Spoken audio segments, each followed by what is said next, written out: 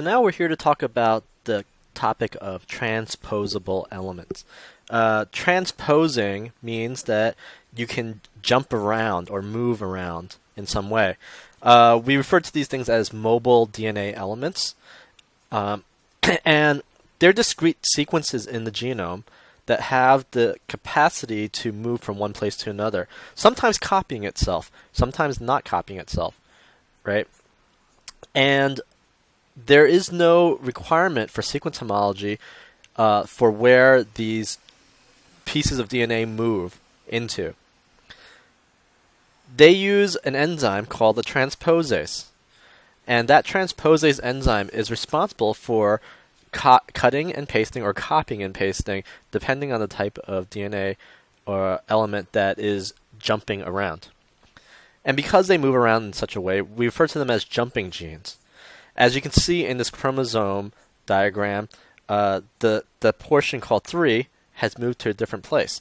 Sometimes it's not even on the same chromosome. Sometimes it's on a completely different chromosome. But you can see that this one has moved from one place to another. If you follow along in the YouTube video below, you can actually see examples of this. Transposable elements, or TEs, or mobile elements, they move from one place to another in the genome, as we said. And this was proposed in the 1930s by Marcus Rhodes.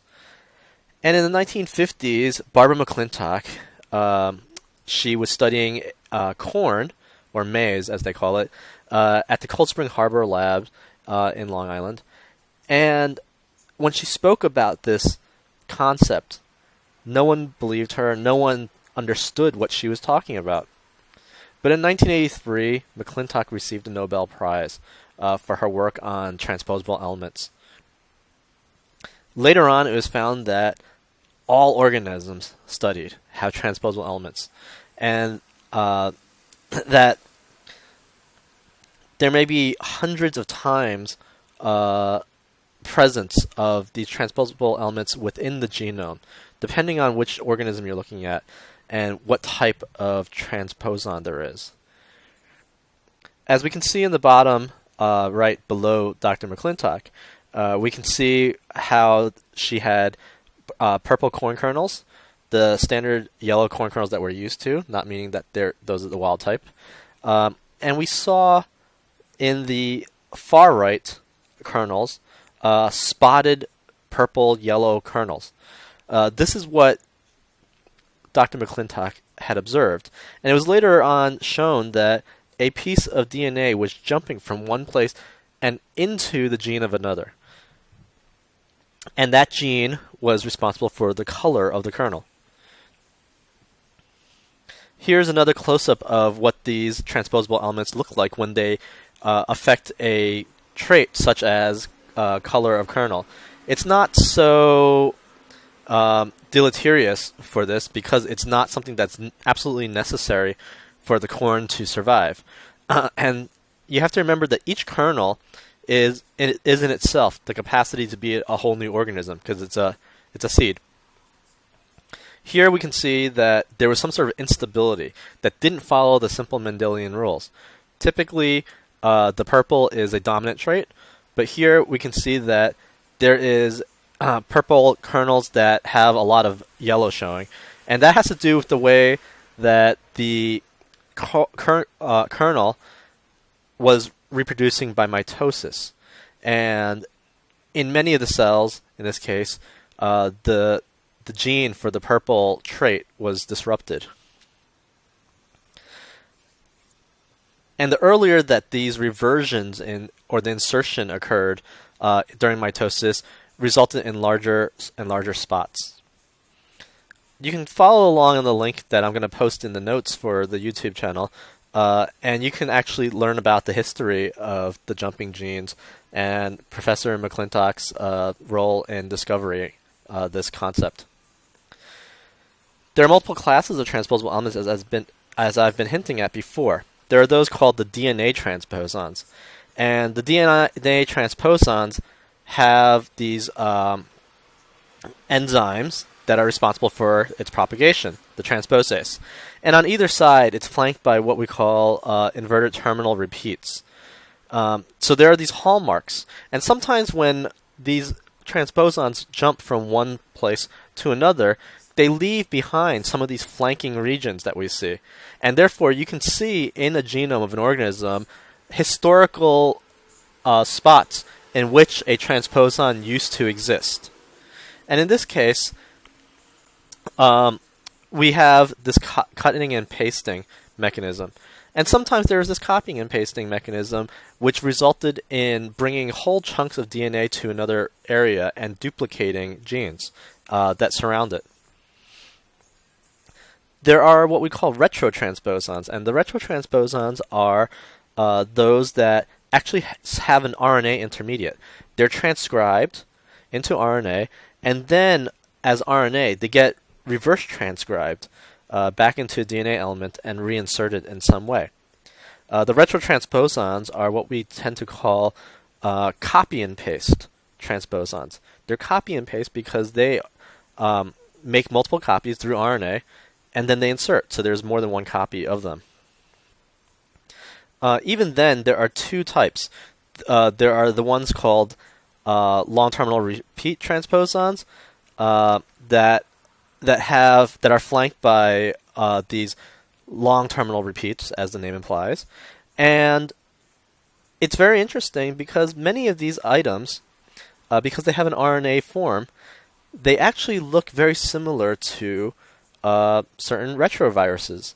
And in fact, you can ask this question of what came first, retrotransposons or the RNA viruses that we see.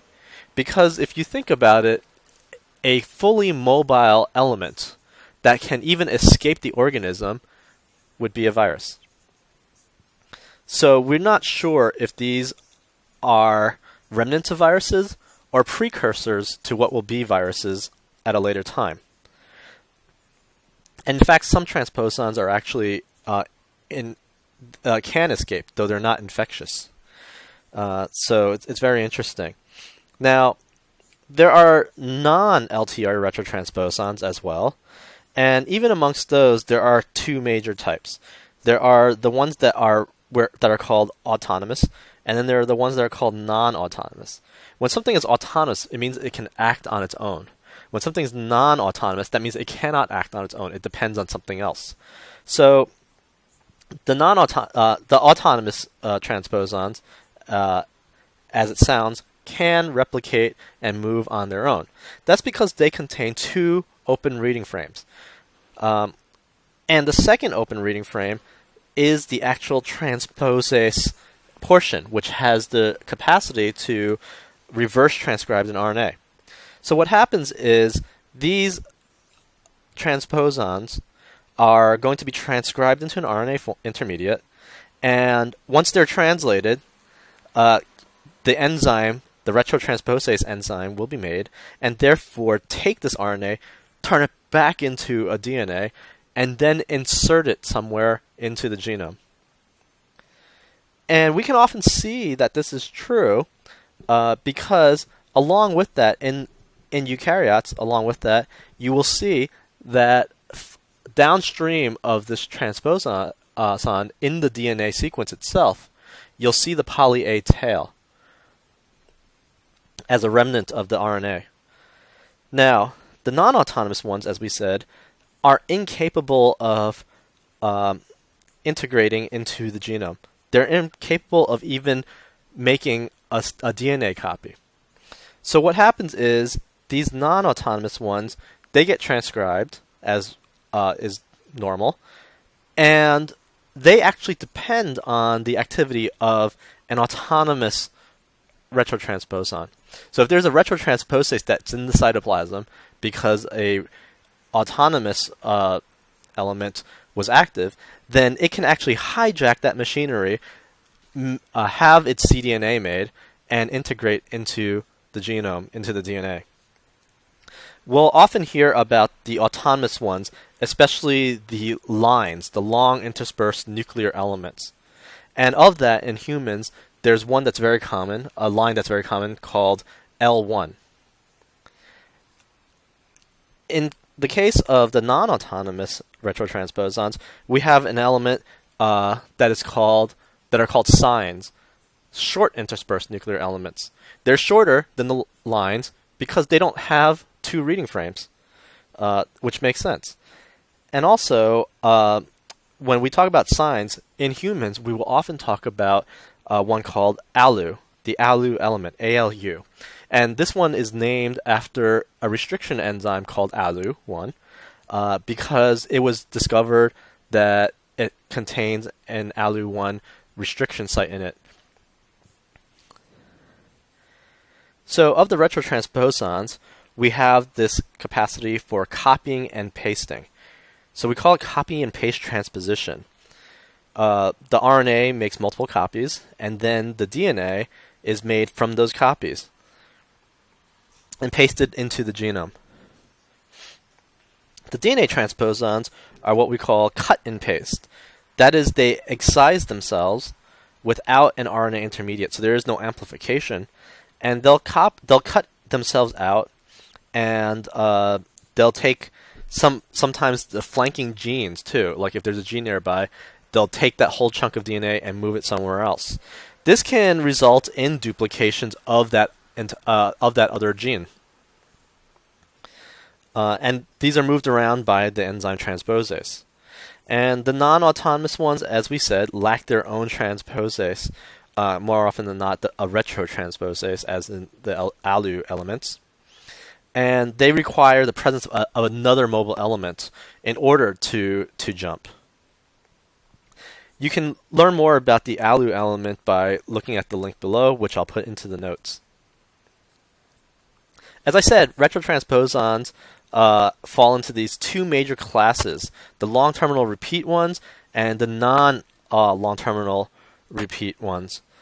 The long terminal repeat ones, they're oriented in the same direction on either end of the element. They're just repeats at the ends of them. And they're very structurally similar to retroviruses. The non-long terminal repeat retroelements, or retrotransposons, as we said, are represented by the lines and the signs, the long interspersed nuclear elements and the short interspersed nuclear elements. The lines code for their own enzyme in the second open reading frame, and the human genome contains about 500 of these lines, which make up about 17% of the genome. L1 is specific to humans, right? Other organisms, like mice, have a different line that is abundant, such as the B1 element. Signs, they don't encode a functional reverse transcriptase. They don't encode anything that can actually result in integration on their own. They make up about 11% of the genome, the human genome, that is. And these are the ones that were referred to as junk DNA because they're littered all over the place. And they don't have a real function that's known of. And they're referred to as selfish genes because they kind of are a little bit parasitic in the sense that they hijack another enzyme just to propagate themselves. And they don't really do anything useful. Remember, making DNA, making RNA is very expensive. And as I said, the Alu element is about 350 base pairs because it doesn't have these open reading frames that make a protein. And they're recognized by this Alu1 restriction enzyme site. If we look here, you can see a human karyotype. And every time you see green over there, it represents segments of DNA within those chromosomes that have Alu elements. So you can see they're monstrously represented all over the place in the human genome. And there are diseases associated with these Alu insertions. That's not to say that these diseases are caused only by Alus, but there have been instances in which Alu elements have resulted in these diseases, such as breast cancer, Ewing sarcoma, familial hypercholesterolemia, hemophilia. That's a big one, right? Neurofibromatosis, and incidences of diabetes 2, type 2 diabetes. Since these selfish genes don't serve any purpose, there's really no selection pressure on them. That means they're free to mutate, mutation of them won't harm the organism at all, won't cause any damage to the organism. Remember, they're just junk DNA after all, and they're selfish. So because they don't have any selection pressure, and they are free to be variable, then you can use them to track phylogeny and evolution. Just as we did with looking at VNTRs. Those existed outside of genes. Therefore, they can undergo mutation and not have any deleterious effects. Also, because there's so much of this, they have acted to expand the genome and create homologous recombination points. Remember, during meiosis, there's genetic diversity because there are points of recombination during synapsis events. And these happen along homologous points, not just randomly breaking. As we can see here, we have subfamilies of these signs, and you can see that there are different versions of these signs along different lineages of primates.